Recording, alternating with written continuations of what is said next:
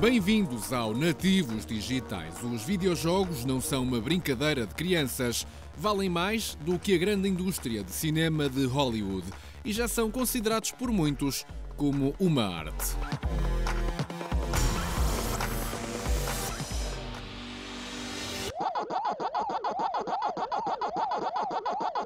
Ainda se lembra do Pac-Man? Pois bem, esqueça-o. Os videojogos de hoje estão muitos níveis à frente. No início dos anos 80 e durante essa década os jogos eram mais orientados às competências quase manuais e físicas, ou seja, ser muito eficaz com as mãos, ser muito eficaz na coordenação olho-mão. Neste momento, a grande maioria dos jogos, quase até um jogo de corrida de carros ou um jogo de futebol, tem uma história associada, tem uma mensagem associada. As pessoas queriam no jogo há 50 anos atrás e querem agora, aliás, há milhares de anos atrás, é sempre a mesma coisa, é uma recompensa, é divertimento.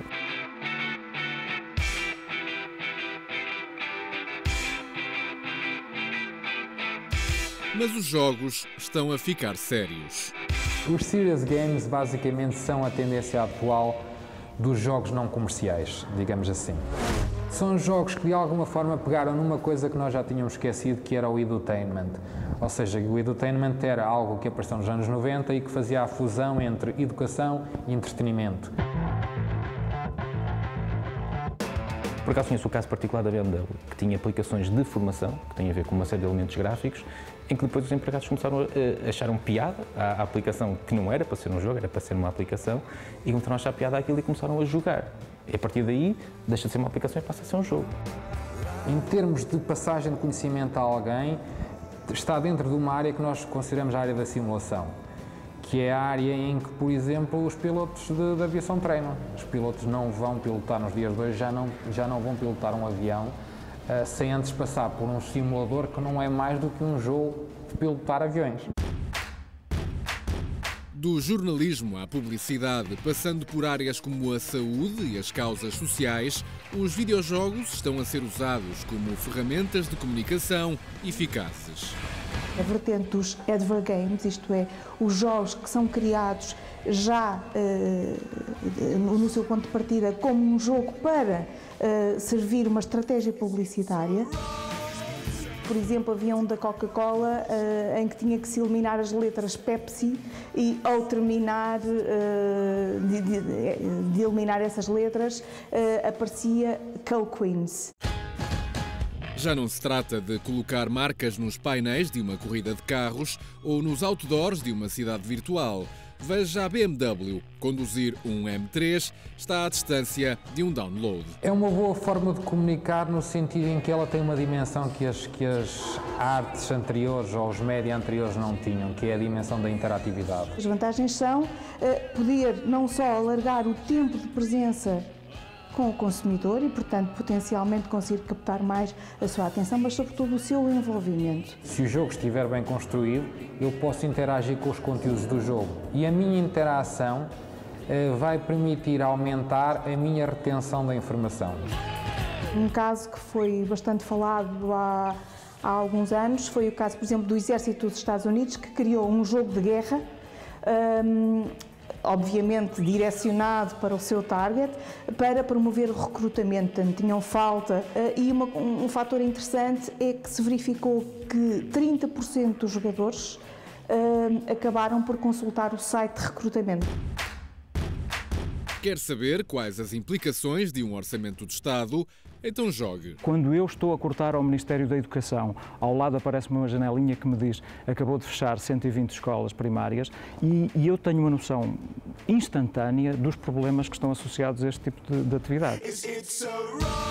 O jogo em que nos tornamos piratas de navios na Somália foi reconhecido como um dos melhores news games da atualidade. Eu acho que se ganha em algo que é essencial para o jornalismo, que é clareza, é dar às pessoas a informação da forma mais eficaz e mais clara possível. Numa época de contenção de custos, perceber como sobrevive um desempregado nos Estados Unidos não é má ideia. Este é mais um jogo marcante do mercado indie. Os jogos sérios são uma forte tendência, mas não é aqui que estão os grandes bónus financeiros. Os tais blockbusters custam 60 milhões, facilmente podem chegar até aos 100 milhões. Um filme, custa um filme e podem estar 5 anos a ser produzidos.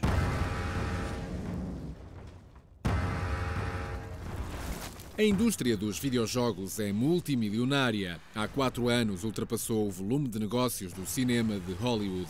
Em 2011, ultrapassou os 60 mil milhões de euros. Smartphones e tablets são responsáveis por parte da revolução. O que tem acontecido tem sido um bocado a democratização, um bocado a liberalização daquilo que era o videojogo. O facto de ter aparecido o iPhone e depois ter aparecido o Android, estes dois aparelhinhos fizeram com que de repente muitas equipas pelo mundo inteiro, inclusive em Portugal, várias equipas em Portugal, começaram a pensar que era viável fazer um jogo apenas com 2 ou 3 pessoas e colocá-lo no mercado que ficava disponível para o planeta inteiro.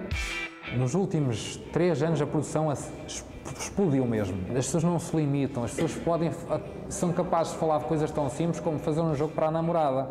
Pode ser uma coisa simples, mas que ao mesmo tempo de repente começamos a ver algo que nos jogos nunca tínhamos visto. Nunca tínhamos visto um jogo que funcionasse como uma mensagem para uma namorada e que de repente me colocasse a mim, jogador, a pensar na minha namorada. Enquanto tínhamos jogos que andavam à volta dos 50, 60 euros, um jogo, tipicamente, agora compramos jogos a 1 euro, jogos a 2 euros. Seria impensável, há 10 anos atrás, dizer que haveria uma máquina, como é o caso do iPhone, em que nenhum jogo tem caixa. A forma de jogar também mudou nas últimas décadas. O modelo eu contra a máquina pertence ao passado. O multiplayer, ou multijogador, ganhou espaço com várias pessoas ligadas à mesma máquina ou em máquinas diferentes na mesma sala. E há ainda o Massive Multiplayer, em que os jogos são em rede e todos os personagens do jogo são manobrados por jogadores reais em várias partes do planeta. Com a abertura do mercado, também as empresas portuguesas fizeram apostas nos jogos mobile. A Seed Studios é uma delas, mas ganhou maior reconhecimento com um jogo para a PlayStation 3, o Under Siege. O Under Siege é um estudo muito aprofundado por nós de qual seria o projeto que valeria a pena fazer. Não é normal fazer-se um jogo de estratégia em consola, então vamos fazer. Há uma série de coisas que se um jogo não tiver, ou que se não houver profissionais com essa capacidade, ele nunca vai ser um jogo e uma ideia de $1 milhão, mesmo que a ideia seja fantástica. A narrativa, o guião do jogo é fundamental para criar aquela interação entre o jogador e ele querer jogar e tornar a jogar novamente, é fundamental.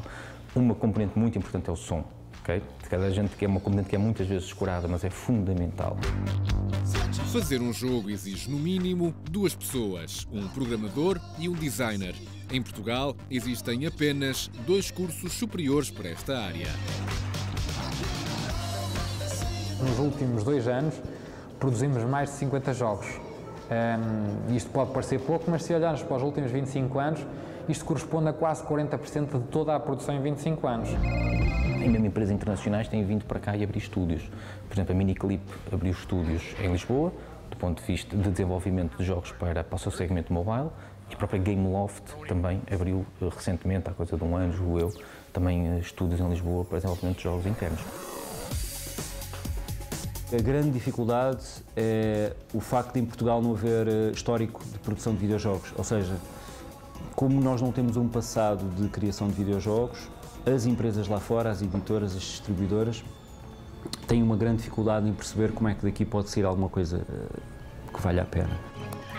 O Under Siege é um dos 10 jogos independentes mais vendidos para a PS3. Graficamente apelativo, é ao mesmo tempo complexo e difícil, cria interesse e lança desafios. Atributos que facilmente se conotam com uma obra de arte. Mas será que podemos falar assim dos videojogos? A arte, resumindo e concluindo, não é mais do que a expressão material de uma ideia.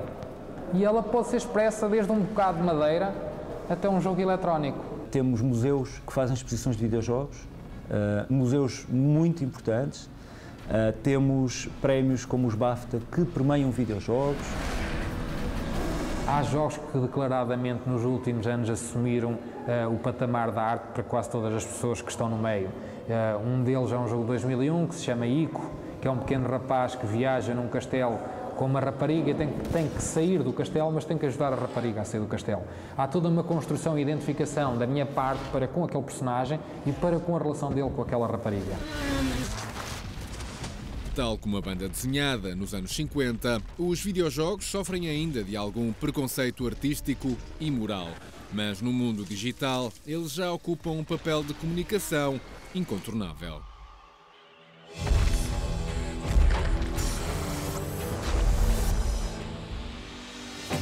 Os videojogos não devem ser encarados como um interesse exclusivo de rapazes. Para o percebermos, podemos olhar os dados do maior mercado, o americano. Segundo dados da Associação de Empresas de Software de Entretenimento, apenas 18% dos jogadores têm menos de 18 anos, percentagem menor até que a dos jogadores que têm mais de 49 anos. A idade média do utilizador de videojogos é de 37 anos. Mesmo as ideias feitas sobre o género esmagadoramente maioritário não são confirmadas pelos números. Na verdade, as mulheres são já 42% do universo de jogadores. Aliás, no universo americano dos jogadores de videojogos, há 3 vezes mais mulheres maiores de idade que adolescentes masculinos.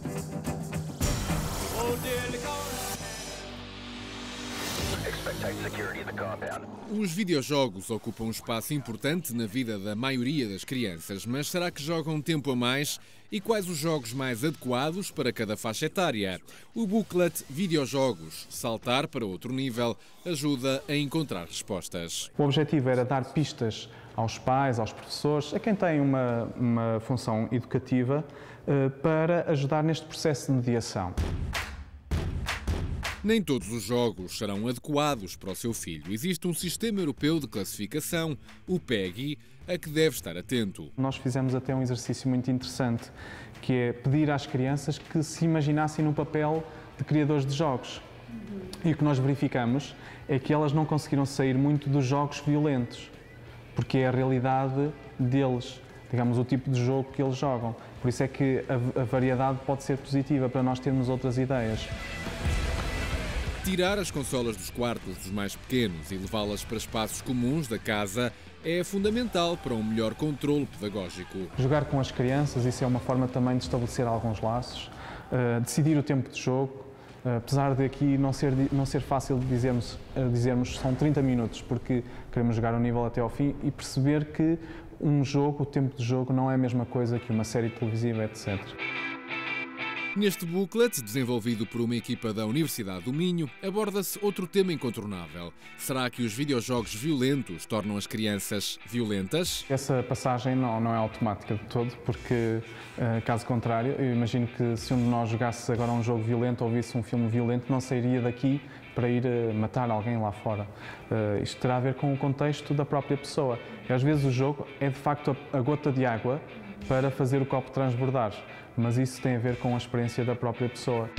E as sugestões que nós damos aqui, elas não são aplicáveis da mesma forma a todas as crianças. Os pais terão de saber gerir isso.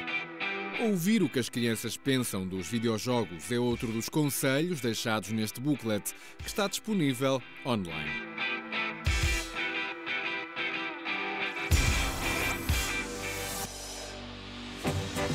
Os videojogos passaram do ambiente dos salões de jogos para o lar graças às consolas e computadores. Foram domesticados. Com os dispositivos móveis, podemos agora levar essa parte do nosso lar para todo lado. Este fenómeno verifica-se com as restantes tecnologias de comunicação. É sobre essa realidade, um efeito de bolha em que nos vemos envolvidos, que Anabela de Sousa Lopes explora no livro Tecnologias da Comunicação, Novas Domesticações. Uma reflexão sobre a nossa relação, não só com a tecnologia, mas sobretudo com as outras pessoas. O mundo das pessoas que deixam os empregos ditos normais para criarem videojogos independentes é o cenário do documentário Indie Game The Movie. Este documentário é também ele uma produção independente, tendo recorrido à web para recolher os fundos necessários junto de muitos pequenos investidores. Depois do sucesso no Festival de Cinema Americano de Sundance, irá ser transformado numa minissérie de programas e brevemente estará disponível em DVD.